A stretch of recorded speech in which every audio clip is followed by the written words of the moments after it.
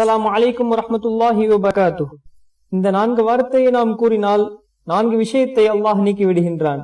நபி ஸல்லல்லாஹு அலைஹி வஸல்லம் அவர்கள் ஆயிஷா ரலியல்லாஹு அன்ஹா அவர்களிடம் கேட்கிறார்கள், அலா உஅல்லிமுகி கலிமாத்தின், உனக்கு நான் சில வார்த்தைகளை கற்றுத்தரட்டுமா என்று கேட்டார்கள்.